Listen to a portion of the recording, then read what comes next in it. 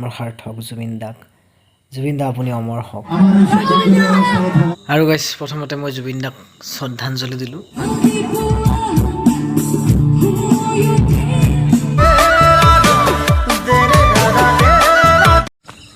ওদা ক'ত যায়?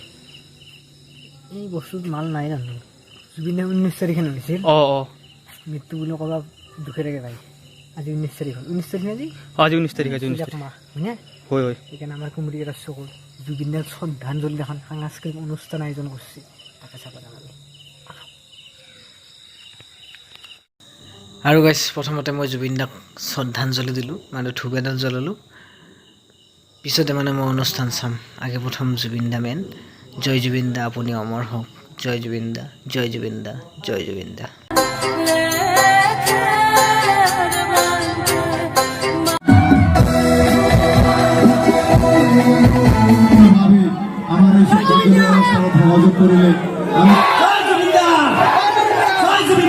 কি কম গাইছ, মোৰ ভাষা নোহোৱা হৈ গৈছে। জয় জুবিন দা। আৰু এনেকৈ জীয়াই ৰাখিব লাগিব যুৱ প্ৰজন্মৰ সাৰ্থক জুবিন দাক। জুবিন দা আপুনি অমৰ হওক।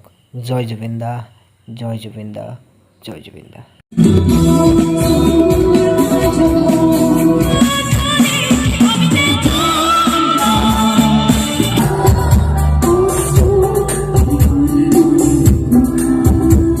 আৰু এনেকুৱাকৈ শেষ হৈ গ'ল জুবিন দালৈ জনোৱা শ্ৰদ্ধাঞ্জলি অনুষ্ঠান কুমাৰীঘাটা বুকুৰ পৰা। আশা কৰোঁ জুবিন দাই ন্যায় পাব।